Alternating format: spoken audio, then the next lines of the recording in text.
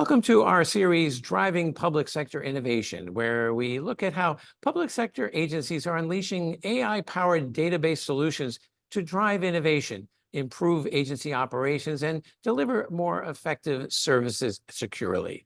I'm Wyatt Cash with Scoop News Group, and here to talk about that is Justin Fanelli, Chief Technology Officer at the U.S. Department of Navy and Technical Director of the department's PEO Digital unit.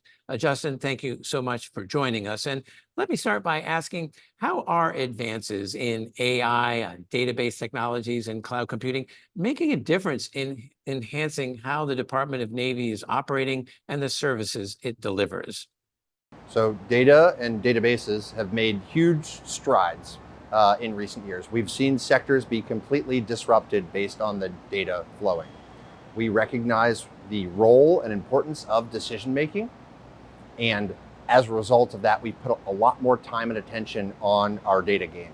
The Information Superiority Vision 1.0 helped us to consolidate and rationalize and really centralize our efforts.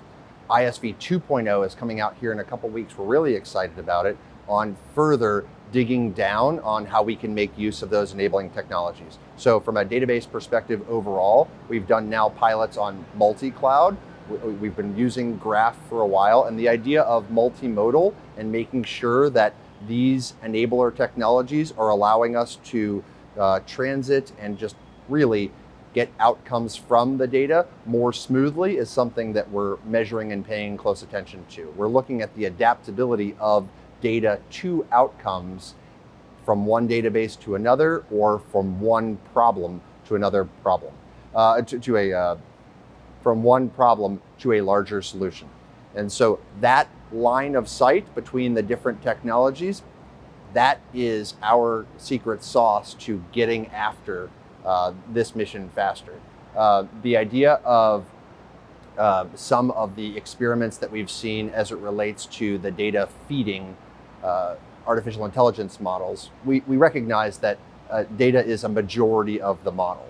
And so one thing that we know is in their cases where all of the data is in one spot, we have a better shot at meaningful artificial intelligence outcomes. As we use multiple databases to assemble that picture, we're going to need more modular open systems approach to break down those barriers, make sure that we have either APIs or some other just streamlined methodology for connecting dots and getting it after it faster. We're talking and we're thinking in hours and days, not weeks and months anymore.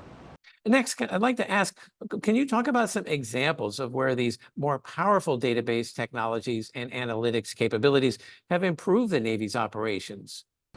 Absolutely. So the acting CDO, Randall Cole, has just taken over, and he is an advocate, and his team is a mega user and really leading the charge on a lot, tens of thousands of folks who are using the Jupyter community of interest within Advana. So CDAO, Advana probably precedes that, but runs Advana, and the Navy's instance of Jupyter and the Marine Corps' instance of Bolt have given us streamlined access. We can start on second, in some cases third base for these use cases. We can run them down. We now know where to put data scientists to get after the problems. So what type of problems have they solved?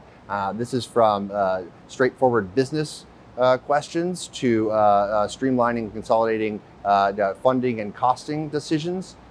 This even includes teeing up some of the data that we might use for an overall command and control picture. So there are a lot of good things. It's probably hundreds of different groups at this point who are making use of that, connecting dots, and then we can share back and forth. And all of those pictures are joint pictures. High majority. It allows for streamlined, not just problem solving, but communication and collaboration across the services as well. I'd also be interested in your perspective on how some of these database technologies have also improved the level of services the department is providing its servicemen and women. Yeah, so across the board, I mentioned hours and days.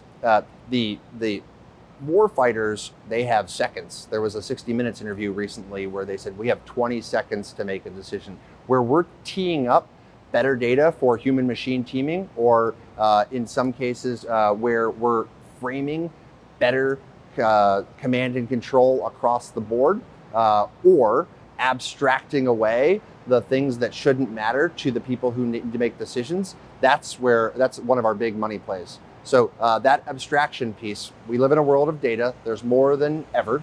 We've seen statistics on the overload piece, where we are funneling down to what are the key things someone needs and what are secondary pieces, and how that facilitates those discussions. That's one of the big areas. From a like an interesting new perspective, like we're starting to look more into the multimodal. And so if we're taking in different pieces of that story and exercising that with operators, where does this help? We can be a little bit more creative. We can allow them to innovate and give us feedback. We're also running some structured challenges on, hey, is this an AI problem that we have databases to support? And so the connecting of dots there has allowed us to get closer to the user to solve their problems at the edge. And that's why we do come to work every day. That's why we do what we do. And then lastly, can you point to other examples where database technologies are also helping to automate operations or improve security and even speed up agile development and providing a more advanced data analytic capabilities to improve operational resiliency? So we have some cloud native instances where teams are showing their deployment rates are at a higher velocity.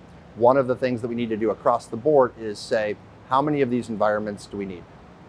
Can we have a common set of tools where we can all focus on the same thing and learn those tools, abstracted at a level where I don't know that everyone is working in elbow deep in data every day, but if we have the right level of abstraction to, as the Army says, crowdsource more of these activities, then we can allow folks to specialize. We have pockets of that, and we're lifting them up. At our upcoming Don IT East conference, we're celebrating the teams that came forward and addressed challenges and got the biggest outcomes, the biggest value on investment. We want more of that, and we want a cleaner way to communicate that. So on those cloud native instances, hey, if we have a DevSecOps pipeline that is showing that you are delivering effective code into production for business systems faster and faster and faster, that's great. If we have control loop activities and more sensitive activities, what is the timeline for that, and what is the sensitivity associated with that? So breaking it down into those focused areas is something you'll see more of from us soon. Well, Justin Fanelli, thank you so much for taking a few minutes to share your perspective and insights on how AI and cloud computing and advanced database technologies are helping to improve the Department of Navy's operations and services. Thanks for having me.